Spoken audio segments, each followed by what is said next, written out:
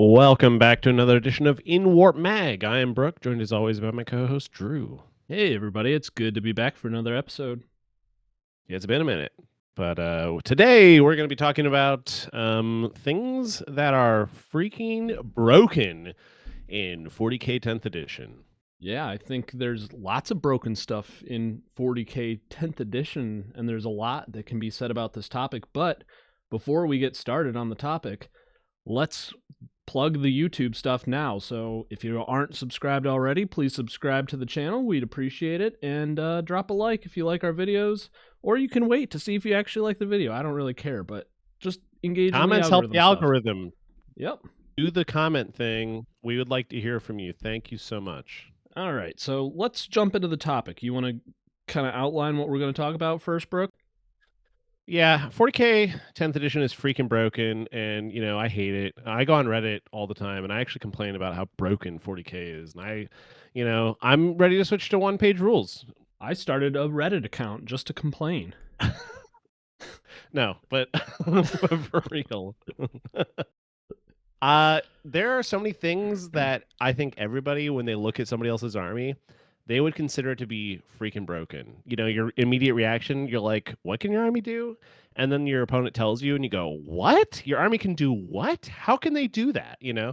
And every army has a broken thing. I think it's worth stipulating that that's probably happens more to like new players too, or people who are less familiar with other factions and stuff like that.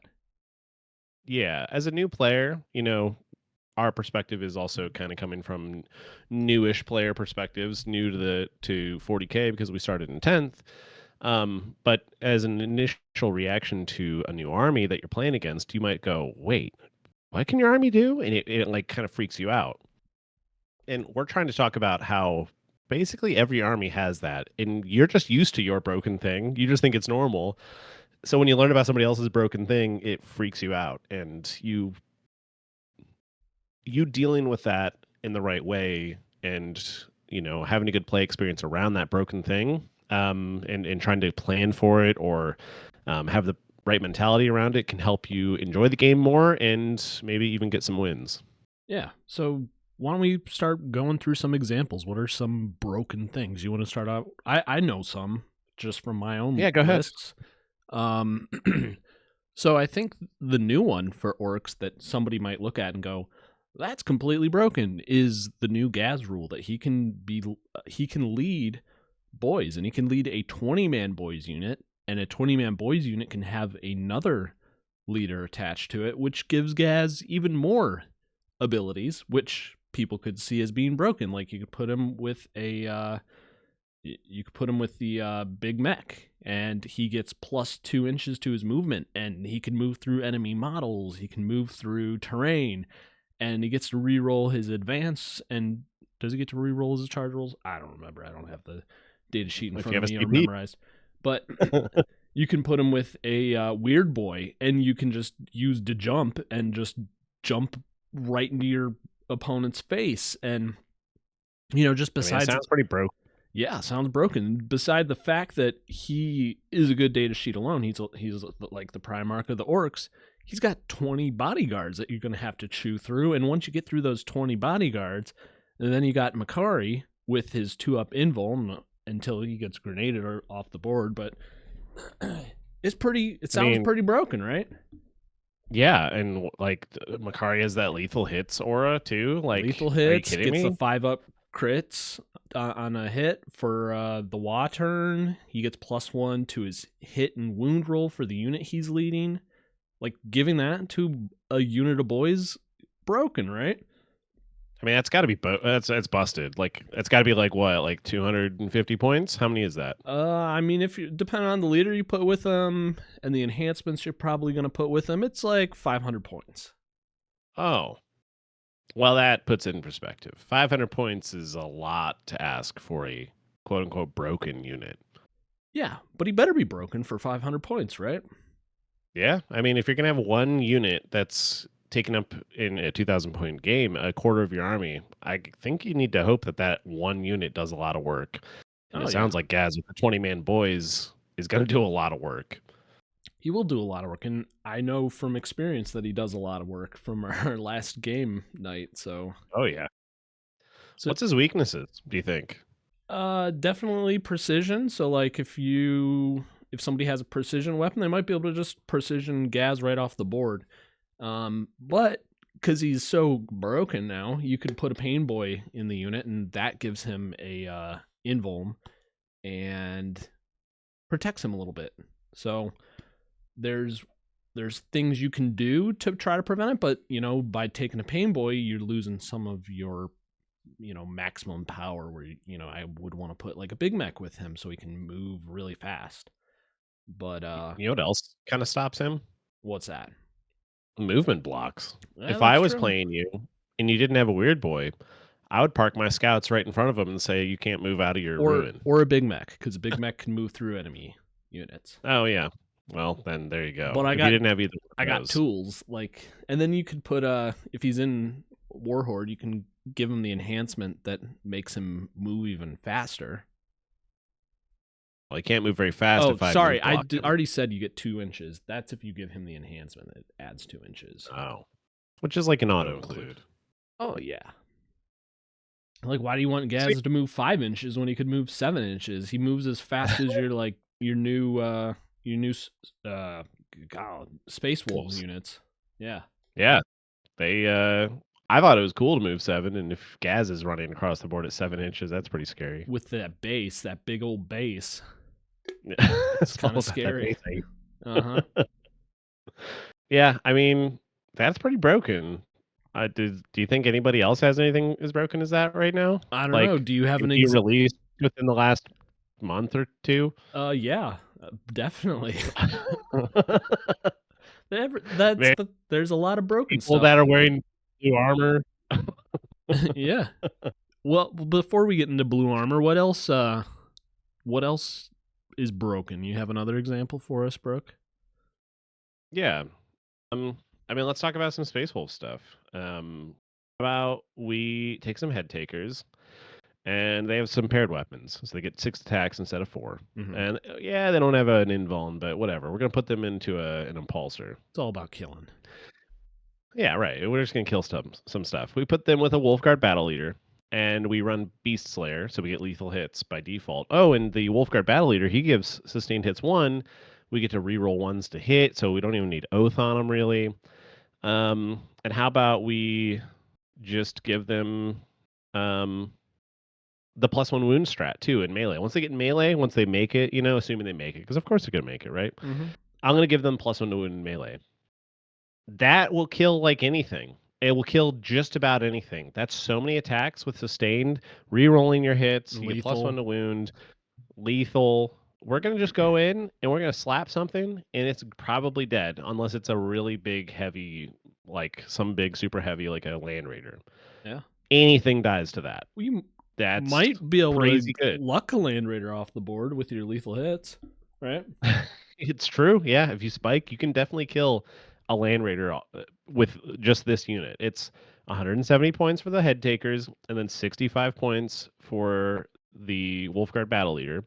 And if you put the Wolfguard Battle Leader with Beast Slayer, you could run the Wolf Touched enhancement, and you can give him +2 inches to his movement. So you can basically, you don't even need advanced charge. You just get +2 to your movement with the Wolfguard Battle Leader, who leads your unit, and he makes your charge shorter because you just charge from the closest model. Mm-hmm. So he runs out 9 inches, and your boys are trailing him at 7 inches.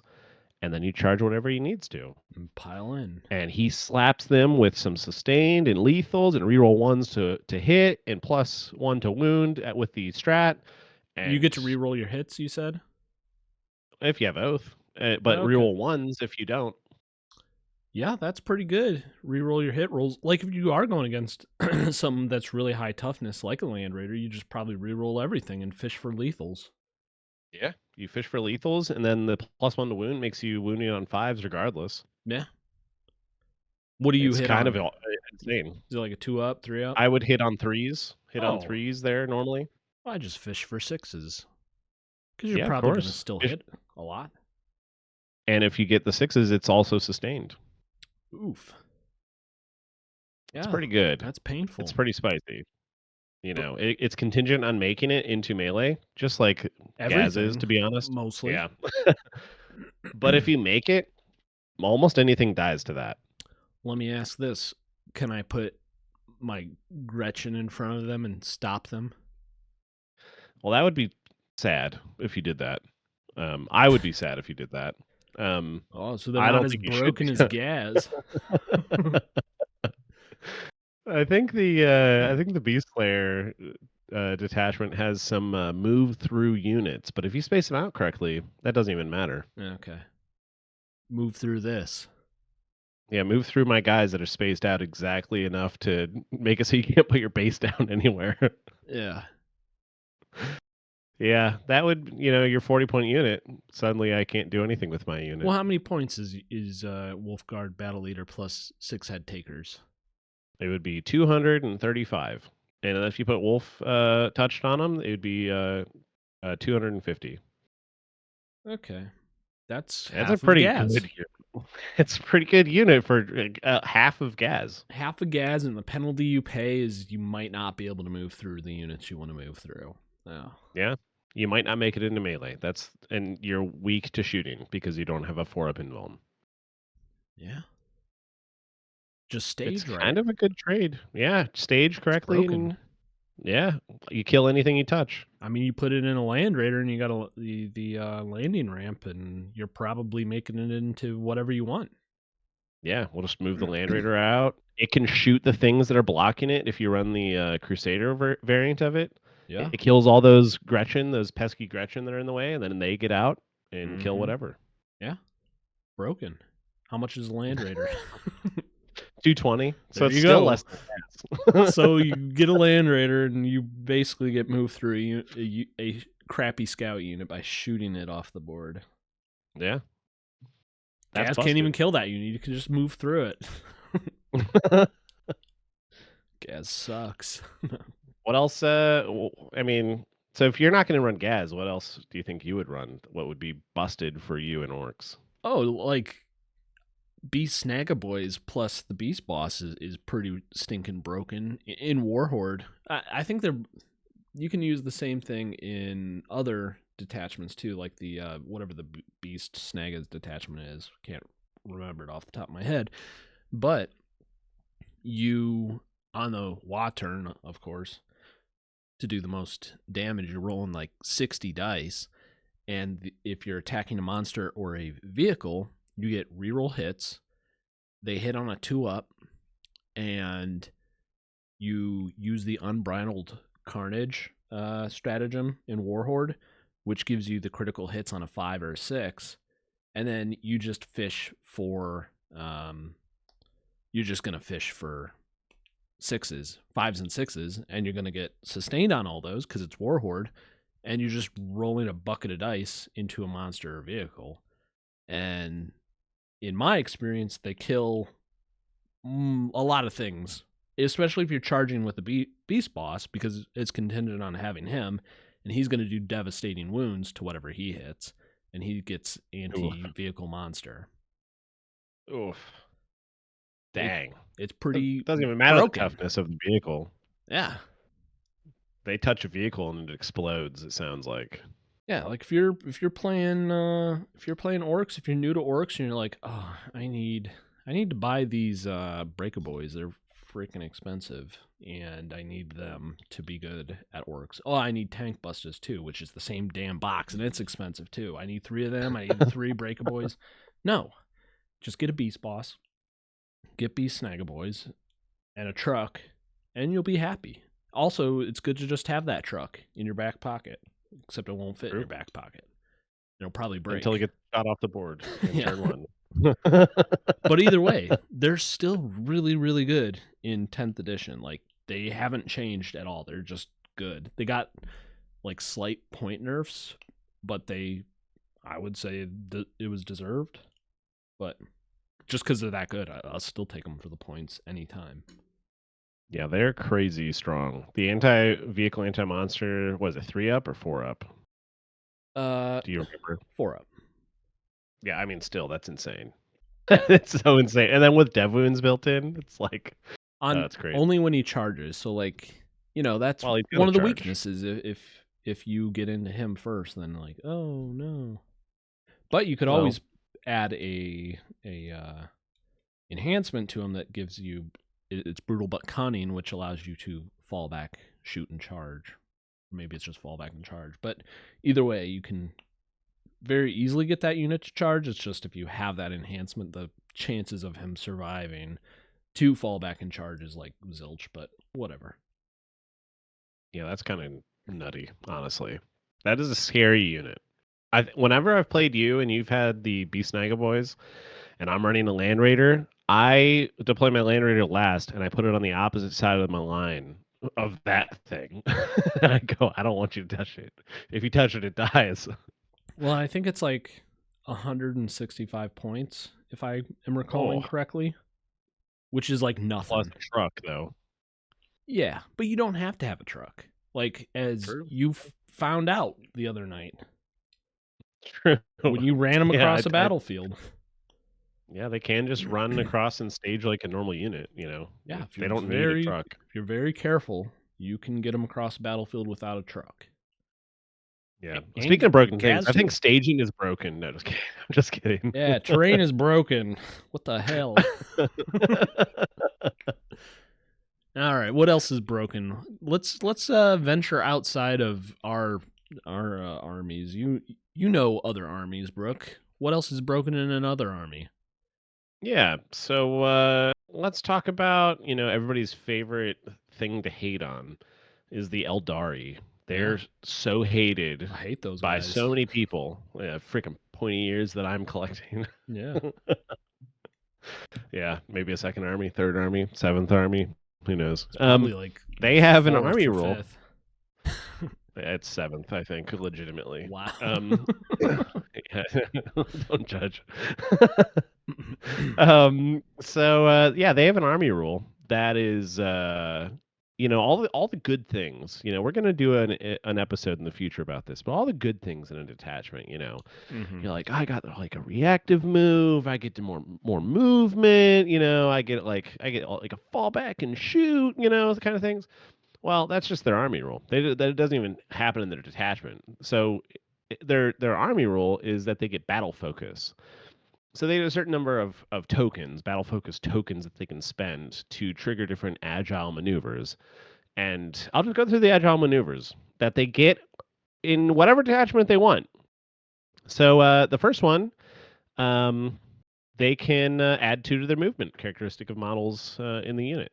So let me ask, can they get these tokens? Can they generate these tokens throughout the game to do it continuously? Yeah, I think so. Maybe I'm wrong. Sorry to put you. Oh yeah, I think they get it. Oh yeah, the start of the battle round, they get the amount that's listed under their army rule. So at the start of the battle round, in a normal game, they get 4. They get 4 tokens. They can do 4 things. During this battle round, this turn ends, and we go to the next one. Oh, they got 4 more. They can do it again for 4 more times. Cool. Which is crazy. Yeah, so they can add 2 to their movement to something. Yeah, that's pretty cool. That seems pretty decent. How about when you have a unit that is selected to make a normal advance or fallback move, or it's set up on the battlefield, or declares a charge until the end of the turn, you can't overwatch them. That'd be nice. You brought flamers? It doesn't matter. Aeldari, say you can't shoot your flamers. We're just going to put a little plug on the end of your flamers. You can't shoot them. So what's the lore for that? What is the lore that explains why I can't shoot them? They do 3 flips backwards, and you can't shoot them because they're doing too many flips. Flippy. Oh, God. They're so fast. Okay. They're so tricksy. All right. Tricksy elves. Yes. That's just 2 of the 6 things that they can do. So the next thing, you have a vehicle that's selected to make a normal move. Well, you can add D6 plus 1 inches to their movement characteristic. Do you need your wave serpent, your transport? That already goes like 12 inches or 14 inches or whatever the hell it is. Do you need it to go D6 plus 1 more inches? No, but I'll take it. We got you. Like, it's going to go across the entire board. How about like, if you're running some like Howling Banshees, which is like their melee unit that fight first in melee, right? Mm-hmm. What if at the end of your fight phase you wish you could pile in further or consolidate further? Well, there's one for you. You can pile in or consolidate 6 inches instead of 3. Oof. Get on that objective. That's pretty good. Kind of insane, honestly. That's 4 of the 6. We'll keep going. So then, how about when an enemy falls back from you? Do you wish, sometimes when you're like, you go out and you attack something and somebody falls back from you on their turn, you're like, man, now they're just going to get shot up. Well, how about you just do a reactive move? You react and do a normal move of d6 plus 1 inches with that unit that just, had a unit fall back from it. Oh, they just ran into a ruin. You can't shoot them now. Cool. What do you think of that? Sounds really lame. Oh, and one more thing. During your opponent's shooting phase, just after an enemy is shot, one eligible unit from your army that was hit by one or more of those attacks, they can make a normal move of d6 plus 1 inches. Oh, so your chip damage of like storm bolters, random. Oh, you shot some bolt pistols at my Howling Banshees that just wrecked one of your units. Oh, you just tried to take out a few of them. Now they're behind a ruin. You can't shoot them. So if you have any friends who are like, I want to play an army in Warhammer 40,000, 10th edition, and I really want to role play that I have a Warhammer genie in a bottle, but I get 4 wishes, not just 3. I want 4 wishes, and I want it 5 times. So 20 wishes. Is there a faction that has that? Well, yes. There is. How oddly specific that you want an army with a 4-wish genie 5 times over. Yeah, no big deal. They get that on top of whatever their detachment rule is, so it doesn't matter. Yeah. Yeah, they're freaking broken, aren't they? Freaking Yeah. Aeldari. Screw them, the pointy-eared bastards. Like, come on. Yeah, tricksy elves. Yeah, well, so one of us is going to be collecting them, is in the process of collecting them currently. Yeah, well, maybe by 11th edition they'll get nerfed to hell, and you'll be like, Nah. "Wow, I have the Imperial Agents of 11th edition." That's why I have 7 factions. One of my factions will be broken. Yeah. Maybe. Aeldari, crazy army rule, honestly. Like, my army rule is Curse of the Wolfen and Oath with lesser Oath. It's like, man, I wish I could do half of that stuff. Sounds like something you could easily get really salty over if you're playing somebody who's playing Aeldari. I've never seen any salt online about Aeldari. Never in my entire life. I don't know what you're talking about. They're like, people don't like they don't like the fate I think everybody dice. loves Aeldari. They don't. I think everybody loves them. They don't like the dice that they get the fate dice. Let's make it less annoying. Fate dice. Aeldari. Yeah, we're gonna take that away from them. But how about sisters? They have miracle dice. Yeah. That's the same thing. What do you think about that? They can just roll some dice at the beginning of the turn. Oh, you rolled a 6. Oh, I gotta make this charge roll. I really want to make this charge. I'll use a 6. I have a 7-inch charge. Oh man, that's like a 50% roll. Oh my gosh. Oh, I have a 6. Oh, now I just auto make it. Do you like playing Warhammer? Do you like rolling dice? No? Well, I got the army for you. It's Sisters of Battle. You don't have to roll dice. You roll dice at the beginning of the game and you choose whatever number you want. Did you include Triumph of St. Catherine into your list? Oh, okay. At the beginning of the battle round, you just get an auto 6. Woo! So anything that you don't even have to roll then. You don't have to roll any dice. Why roll your miracle dice even? You don't have to roll. You don't even have to roll your dice that you use miracle dice on. How about you just don't even roll any dice? You don't even have to roll miracle dice. Play on? Do you hate that they say dice tell stories? Well, our dice will not tell any more stories. I'm the storyteller. Yes. Me, I will tell the story. It's a miracle. It is about how I shot a Melta that wounded, and then I did, that does how much damage? Oh, should I roll for it? No. I'm just going to say it does 6 damage. Oof. Because I said so. I'm telling the story. Yeah, that's a story, all right. That's a story you'll flipping the table. And children, that is why you should not get into Warhammer 40,000. That is the story. Nah, that's sounding very salty. We're not a salt podcast. Should we talk about the Blue Boys? Yeah, if you want to. You're going to have to outline them. You know their rules more than I do. I see Space Marine unit and my eyes just go red with rage. I don't even need to see their data sheet. We don't even have to. Honestly, if you want to hear more about Victrix Guard, they're the hot thing right now, right? Victrix Guard released, new Calgar released, and then they got Kato, and they got new Ventress, right? They got all these new guys, and it's all hype. And Titus is coming out too. Captain Titus, you know, his captain version of him, you know, is coming out. That's so sick, right? Well, Victrix Guard are kind of a menace in the meta right now, and we don't have to touch on them too much, but you know, everybody's freaking out about how broken they are, and I do think they're kind of busted right now. They're a little too cheap, right? For what they provide. Do you want a unit that can? Do you want a unit that can surge move if you shoot at it? Oh, and actually it can reactive move too if you move close to it, so it makes your charge even harder for like a melee army like me. Do you want to? Do you want a unit that saves on a 2? It has it's only T4, okay? That's fine. It saves on a 2, but then when you shoot it, it gets -1 to wound if it's lead, and you never run it where it's not led by anything. Well, so it always has a -1 to wound. Say I'm playing a balanced army where I can shoot and I can fight. What? Do those exist? Yeah, sure. Say I have a balanced army, and I'm going to shoot them and I'll fight them. Just thinking in my head, they can only use AOC for the one battle round. Am I okay to do that? No. How about Calgar is leading a Victrix Guard, because why not? And he's in Gravis armor. He's the old guy because he wasn't sent to Legends for some reason. Okay. Even though, you know, Logan on Storm Rider was sent to Legends, but then we got a new Logan, and he was the only one that's. Anyways, so you have old Calgar, and in Gravis armor. At the start of the round, it's 2 CP. So if you shoot at them, he gets to use AOC during the shooting phase. Oh, and then you went to the fight phase and you fight against them because they survived, obviously. They get to use AOC again. Don't worry about it. They get. What if I blow them up during the psychic phase? Oh wait, they get -1 to the AP. That doesn't exist. They get -1 to the AP, and they subtract 1 to your wound roll. So they're effectively T8. Dang, that's annoying.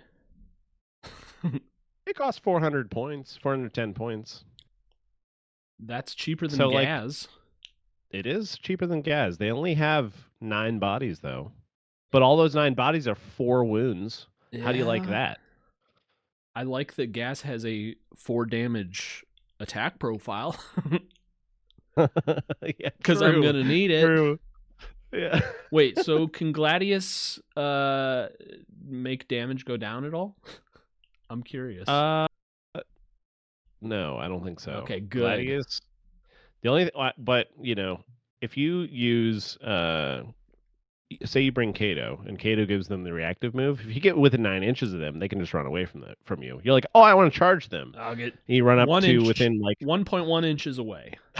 You need to get as close as possible, because then they're gonna run. Oh, it's not D6 inches. It's 6 inches. They just get to run 6 inches away from you. Oh, so then you have a guaranteed at least 7-inch charge, no matter what. At best. At best. That's it. You better save a command point to reroll that charge roll. Oh, and they're running 2 Victrix Guard, you say? Oh, so I'll just bait out the 1 reactive move, and with the Kato squad, right? And that's it. I can go charge the other one. Well, silly you for thinking that, because Gladius has a reactive move where if you get within 9 inches of a unit, they go D6 inches away from you. They have another reactive move for their second Victrix Guard. Yeah, that one sucks though. It's only D6. That one's led by Calgar, so I don't know if you want to charge that one. I'll charge it with my Ghaz. So,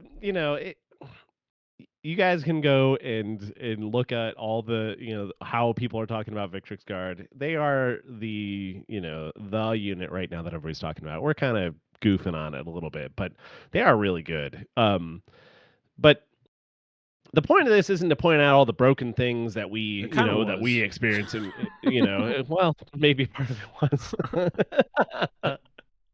But it's not just to point out all the broken stuff that we've experienced. The point of this is to understand that every single faction, except for Imperial agents, because God bless them, but they are horrible.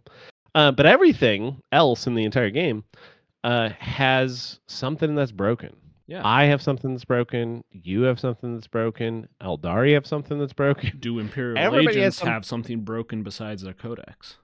They have just a broken codex in the worst way. So everything has something quote unquote broken. And when you go to a table and you look across at your opponent and you say, "Oh, what can your army do?" and your opponent reads off what their army can do, your reaction is, "Holy crap." Well, maybe it should be, "Oh, wow, I should be aware of that." And understanding what your opponent's broken thing is will help you play around it. Knowing what their big threat is, knowing what their big broken thing is, can help you play around it. It'll help you just strategize against that opponent. Mhm. And I think mentally, us all kind of accepting that we all have something that's kind of broken to somebody that's not maining that faction, like understanding that everybody has something that's broken, can help you enjoy the game a little bit more. Well, Like we're kind of goofing on Victrix Guard right now because they're the most broken, quote unquote, broken thing right now. Well, can I tell a story? Like Oh yeah, go ahead. this is a fake story, but somebody went to a convention and they're really excited to go to that convention. Like we are excited every year to go to Adepticon. And there was a reveal show, a Games Workshop reveal show at that convention, and all they've played forever is Ultramarines, and they frickin' love them some Ultramarines. They're a little disappointed that Ultramarines are part of the generic Space Marine Codex, but whatever, they love their Ultramarines.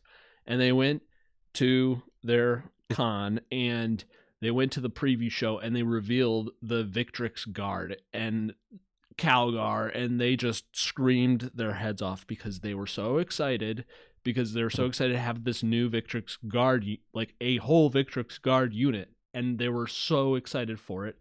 They pre-ordered it. They were staying up late for the pre-order to drop, make sure they get the first box. They got the unit. They lovingly assembled the unit, painted it, following the box art because they don't have creativity, and they're just so proud to bring it to the table, and they're so excited to bring it to the table. And yes, it's broken, but to that person, it is fun. So like one person's broken is another person's fun, which is another thing you need to keep in mind. True. Absolutely true.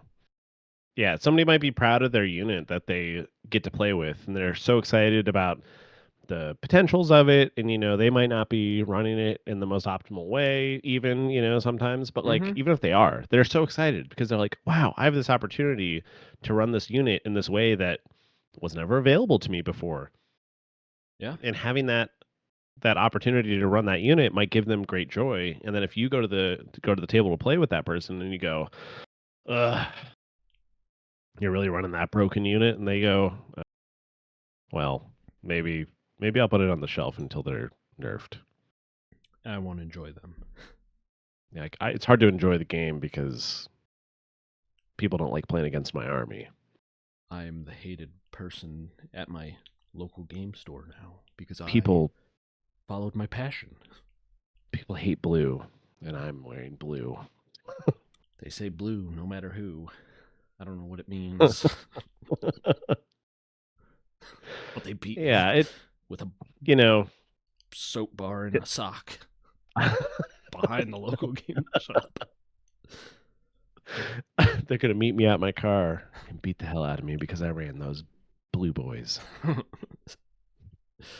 But yeah, one person's broken is another person's fun, which I think is something you always have to keep in perspective when you're playing something. You go, that's broken, but at the same time, that might have been the thing that drew that person into playing that faction in the first place.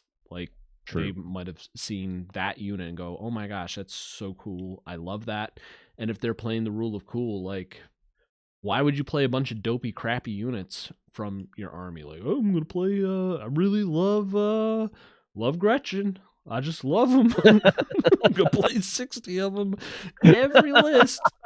I love them. They die real quick. Great screening.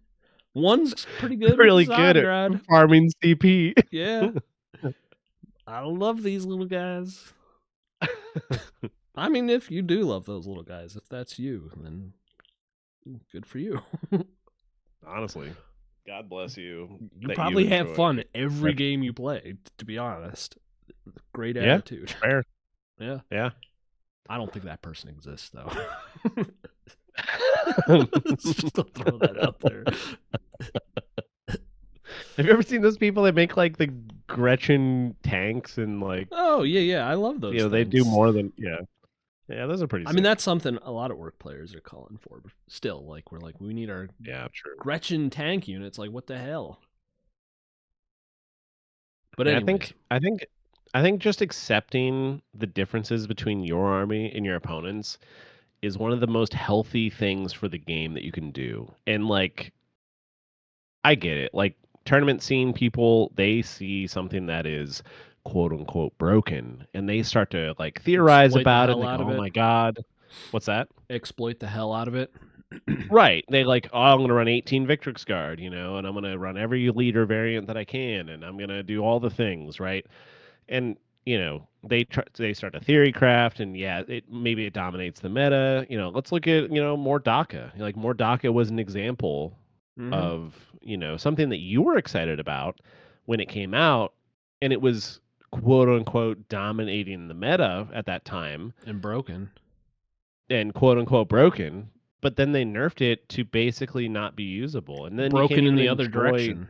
Yeah, they broke it the other way. Like, there was no happy medium. They just broke it the opposite direction, and now you can't even really enjoy it at this point. You know, like for you, I remember we were talking about it, like when we were at Adepticon last year, that you wanted to try it, and at some point you wanted to try it. You didn't play it at Adepticon, but then by the time you were ready to try it, they had nerfed it, and it was like, well, I don't really have the desire to run it at this point. I wasn't even trying to play it optimally either, because I didn't have any tank busters. I was like, I got Ludas. I just need a big mech with shock attack gun. That'll be cool. And then, because I already had one, and then I bought a second one at Adepticon. I'm like, this will be cool. I can try it out, and I won't be able to run it optimally, but it'll be cool to do, shooting orcs. And then I was like, never mind. I'm not. I'll try it probably at some point, but I'm not that excited by it anymore. Yeah, and definitely understand, like, as you're listening to this, like, we don't play in tournaments. Like, we play because we enjoy the game, right? We're competitively casual. Like, we play casual games. We don't go to tournaments, but we want to win. Like, we obviously want to win. Everybody wants to win when they play this game, right? Yeah. Most people, I should say, want to win the game when they play, right? We're competitively casual, and you know, we're not trying to run the most optimal list. We're trying to run good lists, right? But we're not trying to like spam all the good stuff. And if you show up to a game store or with your friends and your local meta or whatever it is, and you know, somebody brings one squad of Victrix Guard, or somebody brings a Ghaz, or somebody brings some squad that you're not, you know, or some army that's really good right now. Maybe that, you know, if you read the articles online and you see that they're dominating the meta, you know, oh, AdMech is so good right now, and you play some guy who's playing AdMech, and they're like, yeah, I've played AdMech for the last 15 years, and that's all I've played for the last 15 years. Right. And if you come up to that table and you're disgusted with their AdMech, you know, because they're like, oh, really, you're playing AdMech? Then it taints the fun, you know, and in understanding that every army is going to go through their highs and lows, right? Everything's going to go ebb and flow, to broken to not broken, or Mordok is the example of go broken to like really not like broken the opposite way, right? Like it goes, complete 180 in the opposite direction. Everything will go through an ebb and flow. And if you're playing casual, if you're playing competitively casual, as I would like to kind of talk about it, accepting the differences in armies and understanding, hey, they got something that's really good that I can't do, and that's fair because they have something because I have something that they can't do. Yeah. And that's fair. That's how the game is. That's just how things are. And accepting those differences can help you enjoy the game more. And it can even help you strategize and try to figure out how to beat their army. Like if you understand what their broken thing is, you can strategize around it. If you understand what your broken thing is, you can lean into it. That's okay. Like you could totally lean into what's broken in your army. It's actually sometimes the best thing you can do. Like I'm a Space Wolves player, you're an Orc player. Mm-hmm. Our armies are good at melee. We're not going to run a shooty army based on our action choice. We're not going to run the shooty variant of our army. No. Because we both understand that in melee, we dominate. And it's so fun let's to roll run a the bucket of melee dice. version. Right. That I actually love do running something. Blood Claws. Right. I would like to run a melee version of my army because that's what I'm good at. I'm not going to run the shooty variant of my army because I don't really have anything that supports it. If I wanted to do that, I'd run a different army. Well, another thing is most competitive players will tell you that no matter like how broken something is, and usually things are judged to be broken by, I'll say most things because there's a few exceptions, but most things are judged to be broken because of how lethal they are. But the whole game of 40K is a very lethal game. So like this thing may be broken, but there is something that can take it out. There's usually a tool that Right. you'll have to take care of it. Now, points can screw you on that sometimes. Like, I mean, if you look at a Stampa, you go, oh my gosh, that data sheet, it's broken, but it's 800 points. So, like, it's fairly costed. And if something's too cheap, then yes, I understand that is kind of feels bad. But remember, it's their time in the sun, and they'll get nerfed in the next data sheets or the what the hell it's called, whatever the hell it's called. Unitorium Field Manual. Yeah, that bad boy. No, I totally agree. I think that, I think it's okay for everybody to have something that you feel is broken. And it can help you strategize against them. It can help you understand your own army better. But it's okay. Like 40K, we kind of said it at the top of the show. Like 40K is inherently kind of broken with But that's your the faction and my fun. faction, and right. If every faction did the same thing, there would be no faction identity. We'd all be running Ultramarines or whatever. Like we'd all be running the same army, right? Mm-hmm. The fact that we all have different army rules, we have different interactions, we have different things that make our army good. That's what makes the game fun. You can lean into those things, you can exploit those things, right? And try to get the most out of those things and try to, let that lead you into a victory or whatever you want to do, right? And that's what makes a game interesting, because trying to figure out that puzzle when you're at the table with your opponent and trying to understand, oh, they can do this, I need to play around that, or oh, I can do this, I'm going to force my opponent to deal with this, like I'm, it just like strategizing those things is just part of the fun. And, So broken things are perfectly acceptable. So I think to summarize it, because I think we covered the topic pretty well, I think what we really want to say to you all is just next time you go to a table and you are playing a new opponent, playing a new army you haven't played before, and they tell you, my army can do this, like you're setting up for the game and they're telling you their gotchas, so you're prepared. Because that's what most, I think, players do these days, is that they'll tell the other person their gotchas and they'll say, I can do this in such and such phase. And you're just, instead of going, oh my God, that's broken, like, don't think that, oh, that army is broken or Warhammer 40K 10th edition is broken. The game's not broken. You are broken for thinking that the game is broken.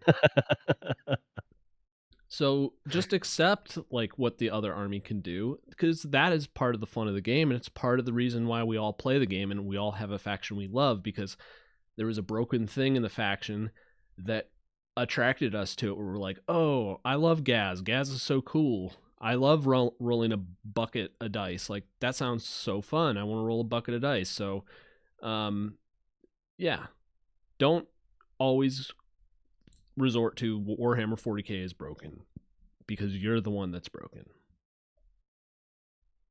Yeah, I totally agree. And and when a new release happens and somebody gets something that is quote unquote broken, because our experience is the same as I think what a lot of people what their experiences are too, is when new stuff gets released, a lot of times it's a little pushed, right? Like it's a little pushed just to kind of incentivize people to get that model or play that new thing. But don't poo-poo somebody else's fun. Like if somebody is playing that faction, maybe they've been waiting for that one really good thing, and this is their excuse to play it. Like, when Space Wolves released and I got a Logan that I was really excited to play, that deep strike on turn 1, those types of things, I'm excited to play, but some other person that I might get to the table with, they might go, "Dang, that's freaking broken." But they got something that's broken too, and we got to play around each other's broken things, and that's part of the fun, honestly. Yeah. So I think next time you get to the table, just think of this attitude change. If you've been kind of down on the game, if the Victrix Guard came out and you're not an Ultramarines player and you just decided you hate them and you don't want to play the game anymore because of them, hopefully this changes your perspective a little bit on it. And instead of going into the game with salt and anger towards this new thing that GW released, just remember like one person's broken is another person's fun, and just keep that in mind, that you got broken stuff too, and the other person could be salty about it too, and just have fun playing the game. Yeah, for sure. Well, if you can think of anything that's broken in your army or somebody else's army that you played against recently, I'd like to hear about it in the comments. So again, please comment if you feel inclined to, and give us a like if you enjoyed the episode too. One thing that I'm trying to Go ahead. Yeah, one thing that I'm trying to set up here soon is I want to start some hobby sessions with you all. So if you guys are interested in in a live stream YouTube live stream of a hobby session with me, I'm going to be painting some Space Wolves. If you want to do that sort of thing with me, we've always talked about how we wanted to create a community for the people that don't have a local community that they're comfortable with. If you want to have a hobby night that you get to hobby with people that you enjoy hanging out with, that can be us, and we can hang out together, we can hobby, and we can share our progress and that sort of thing. And I'm wanting to set that up to make a regular occurrence of it, so that we can hobby together. It'll give me an excuse to hobby during the week. And yeah, maybe we can have some fun with that. I might join, but you won't see what I'm painting because it's a secret right now. Yeah, yes, for sure. And you'll see what I'm painting, and you guys are welcome to ask questions too. If you do want to see this, you're welcome to ask questions about what I'm doing or techniques that I'm trying to do and all that sort of stuff. Talk to me about that sort of stuff. I'm willing to answer questions about that. And along with that, we have a Discord channel, a Discord in general. If you want to join our Discord, it's in the description below. And we share hobby progress and things that we're interested in, and we try to be responsive on there as much as people post on there. So please join that if you want to interact with us and hang out. And we're not putting it behind a paywall. We're not putting it, we just want to hang out with you guys and build a community. So please join us there if you're interested, and hopefully in the near future I see you on a live stream. Yeah, it was good doing another podcast, and hopefully we can do it more regularly, but if not, then we'll see you next time, right? Yeah, we'll definitely see you next time. Life kind of finds a way or whatever. So we'll do it when we can. Yeah, it gets in the way. Life gets in the way. We'll do it as regularly as we can. I have some ideas that I've been brewing on some more research heavy podcast ideas. So stay tuned for the future. And if we don't talk to you then, based off of the release date of this episode, have a Merry Christmas, a Happy Hanukkah, a Happy New Year, whatever you celebrate.